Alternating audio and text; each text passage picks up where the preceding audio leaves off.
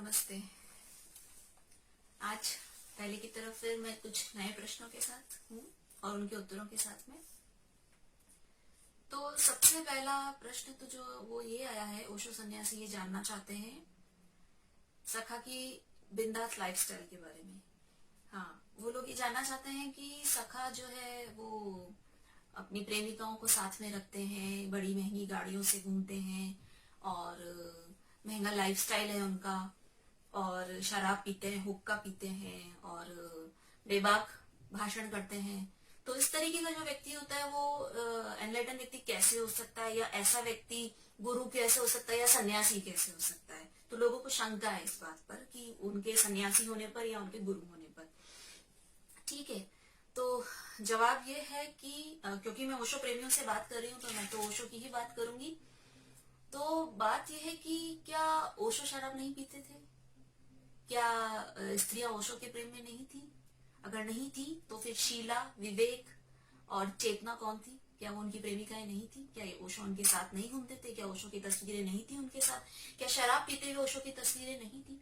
क्या ओशो के पास roles Royals गाड़ियां नहीं थी? एक नहीं, अनेक नहीं थी, है ना। तो जब ओशो शराब पीते हैं, शराब के साथ तस्वीरें खिंचवाते हैं, जब वो ड्रग्स लेते हैं, जो क्योंकि ये हम सब पता ही है कि कुछ प्रयोगों के तहत उन्होंने ड्रग्स भी ली, जिस पर शीरा जो है वो उन्होंने ऑब्जेक्शन किया था। तो जब वो ऐसा करते हैं, जब वो रत्न जड़ित टोपी पहनते हैं, जब अपनी महंगी गाड़ी से निकलते हैं, अपने प्रेम संबंधों को सबके सामने उजागर करते हैं, उनका लाइफस्टाइल भी बिंदास रहा है और उन्होंने उसको छुपाया भी नहीं है। और उस समय की जो सामाजिक, आर्थिक और राजनीतिक व्यवस्था थी उस पर उन्होंने चोट की है। तो जब ओशो इस तरीके का काम करते हैं तो हम उनको एक बहुत ही महान क्रांतिकारी समझ लेते हैं, और जब सखा ऐसा करते हैं तो हम उन्हें भ्रष्ट समझते हैं। ऐसा क्यों? अब आप लोग ये कहेंगे कि ओशो की तुलना में सखा से कैसे करूं, या ओशो इतने महान है कि उनकी तुलना किसी व्यक्ति से नहीं की जा सकती। तो ऐसा क्यों? क्या ओशो कोई पहाड़ है जिस पर कोई चढ़ नहीं सकता? क्या ओशो ने अपने आप को इतना सफोस्टिकेटेड या ऐसा मतलब इतना दुर्लभ लक्ष्य बना रखा था कि उसको कोई भेद नहीं सकता? नहीं, वो बहुत सहज थे। बल्कि वो तो खुद कहते थे, उन्होंने बीज बोए थे फूलों के, जो फूल, कुछ फूल उनकी तरह होते, कुछ फूल अपनी तरह होते, या कुछ ऐसे भी होते जो उनसे भी आगे होते। यही तो वो चाहते थे, यही तो उनका स्वप्न था। और जब अब ऐसा हो रहा है, जब उन्हीं के प्रेम में पड़े कुछ व्यक्ति, चाहे वो उनके सन्यासी हो या नहीं हो, जो उनसे प्रेम करते हो, तो जब ऐसे व्यक्ति आगे बढ़ के उनका कार्य करते हैं तो उस पर विरोध क्यों? ठीक है, तो इस पर गौर करें, सोचे इस पर। शराब का गिलास हाथ में लेकर तस्वीर खिंचवाने से कोई व्यक्ति शराबी नहीं हो जाता। तो बाहर से बैठकर, वहां पर्दे के पार उस पार बैठकर के, जैसे लोगों ने पहले ओशो का आकलन किया, उनका विरोध किया, वही तो हम भी कर रहे हैं, वही तो आप लोग भी कर रहे हैं। पर्दे के उस पार बैठकर सखा को जाना नहीं, उनकी कुछ तस्वीरें देख ली स्त्रियों के साथ में और उन पर स्टैंप लगा दिया। क्या ओशो ने ये सिखाया था कि बस कुछ समझो मत, बस देखो, लोगों की बात सुनो और उसको मान लो? नहीं, उन्होंने खुद उसको जांचने परखने की बात कही थी ना। तो कहाँ मानी आपने अपने गुरु की बात? तो बजाय ही अफवाहों पर या तस्वीरों को देख करके ये निर्णय लेने की बजाय आप सखा के पास आए, इतनी तो हिम्मत रखें, ओशो सन्यासी हो तो आए, रहें, उनके साथ जीवन जिए और फिर निर्णय लें। ठीक है, अगला प्रश्न। हाँ, अगला प्रश्न है कि ओशो तो एक ही थे, उनके जैसा कोई नहीं है, तो सखा उनकी तरह बनने की कोशिश क्यों कर रहे हैं? ये कब कहा सखा ने कि वो उनकी तरह बनने की कोशिश कर रहे हैं, या वो ओशो हैं या उनकी तरह है? उन्होंने ऐसा कभी नहीं कहा। ओशो भी ऐसा कभी नहीं चाहते थे कि उनका कोई भी प्रेमी या उनका कोई सन्यासी उनकी कॉपी करे, और ना सखा ऐसा चाहते कि हम लोग उनसे प्रेम करते हैं, उनके साथ रहते हैं, तो वो भी ऐसा नहीं चाहते कि हम उनकी कॉपी पेस्ट करें। कोई भी बुद्ध ऐसा नहीं चाहेगा, सखा भी ऐसा नहीं चाहते, ना वो ओशो की कॉपी करे, वो ओरिजिनल है, वो अपनी तरह है।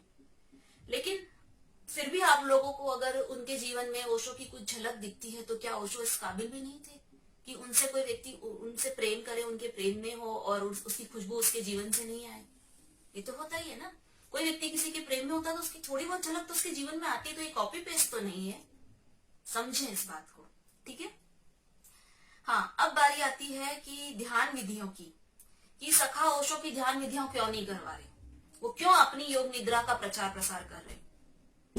तो इस बात को आप जान लें कि समझ लें इस बात को, ये बहुत ही महत्वपूर्ण प्रश्न है कि ओशो किसकी ध्यान विधियां करवा रहे थे?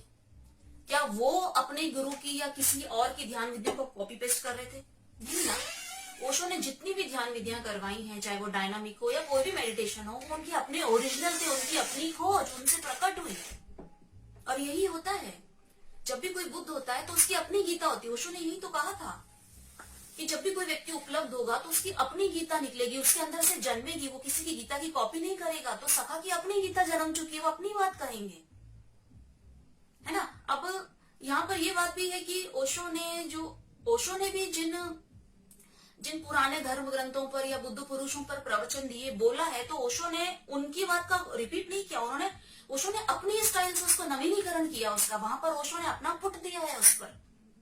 ओशो वहां पर भी अपनी ही बात कह रहे हैं, चाहे वो बुद्ध की देशनाओं का विश्लेषण करें, वो अष्टावक्र गीता कहें, वो मीरा पर बात कर रहे हो, नारद भक्ति सूत्रों, उस पर ओशो अपना पुट दे रहे हैं। वो अपने हिसाब से वो अपनी बात कह रहे हैं वहां पर। वो उन ग्रंथों को जब उन्होंने खोला तो उन्होंने अपनी बात कही, उन्होंने रट्टा नहीं लगाया। यही सखा कर रहे, वो अपनी बात कह रहे हैं, ठीक है। रामकृष्ण परमहंस का अपना स्टाइल था, उन्होंने वो अपनी गालियां देते थे, या जिनका उनका अपने शिष्यों को सिखाने का तरीका अलग तरीके का था। लेकिन उनके जो शिष्य हुए स्वामी विवेकानंद, उनका अपना तरीका था, वो बहुत शालीन और सभ्य भाषा में बात करते थे। उन्होंने अपने गुरु को कॉपी पेस्ट नहीं किया, उनकी अपनी विधियां थी, उनकी अपनी बात थी। ठीक उसी तरह संदीपन ऋषि एक ऋषि थे, वो जंगल में रहते थे और आजीवन वो सन्यासी की तरह जंगल में रहे। लेकिन उनके शिष्य भगवान श्री कृष्ण, वो एक राजनीतिज्ञ की तरह, एक राजा की तरह आकर राज किया। उन्होंने अपने गुरु को कॉपी पेस्ट करके सन्यासी की तरह जंगल का जीवन नहीं चुना, ठीक है। तो जब भी कोई व्यक्ति उपलब्ध होता है तो उसकी अपनी गीता जन्मती है, उसका अपना चुनाव होता है कि अब वो कैसे प्रकट होगा, तो ये अलग होता है। तो ये तो अच्छी बात है कि सखा उनकी विधियों को कॉपी पेस्ट नहीं कर रहे, वो नकली काम नहीं कर रहे, वो अपना ओरिजिनल बात, अपनी बात कह रहे। क्यों नहीं समझते आप लोग इस बात को? और जो लोग उनकी विधियों को कॉपी पेस्ट कर रहे हैं, आप जान ले उन्होंने कुछ नहीं पाया, उन्होंने कुछ नहीं सीखा है ओशो से।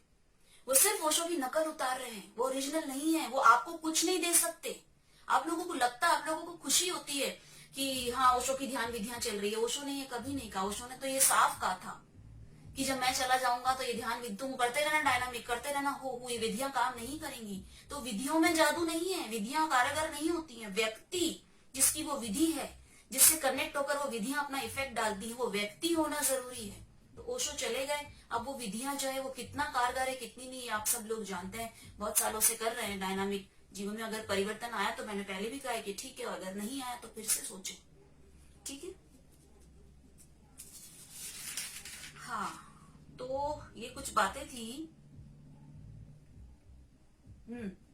सबसे इम्पोर्टेंट जो मुझे इसमें ये लगा, वो यही लगा, सबसे इम्पोर्टेंट बात मुझे आज भी लगती, जिसको मैं आज भी फॉलो करती हूँ, और जिस बात को मैंने सीख लिया ओशो के जीवन से, कि हमेशा खुद जाने, खुद जांचे, माने नहीं किसी को। किसी ने आपको कह दिया और आपने मान लिया, आपने कुछ देख लिया और मान लिया, नहीं, आपको जांचे।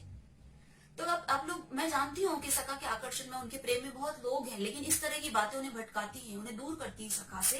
लेकिन फिर भी वो मुझसे पूछते हैं, मुझसे बात करते हैं। मतलब मैं उनके साथ रहती हूँ, मैं यहाँ पर आश्रम में रहती हूँ, उनके प्रेम में हूँ, उनकी शिष्या हूँ मैं। तो आप लोग उन्हीं के बारे में अगर मुझसे पूछे तो इसका मतलब आप कहीं ना कहीं मुझे ऑथेंटिक मानते हैं कि मैं जो कहूंगी उस पर भरोसा करते, तभी तो मुझसे पूछ रहे हैं सवाल, है ना। तो मैं यही कहूंगी कि आप लोग यहाँ पर आए ओशो कुंभ में, और यहाँ पर रहे, जिए सखा के साथ में, और खुद जाने कि वो क्या है, और खुद जो है सखा के सुंदर जीवन दर्शन से लाभ उठाए। मेरा तो आप लोगों से यही रिक्वेस्ट है, बाकी आपका अपना निर्णय है। धन्यवाद।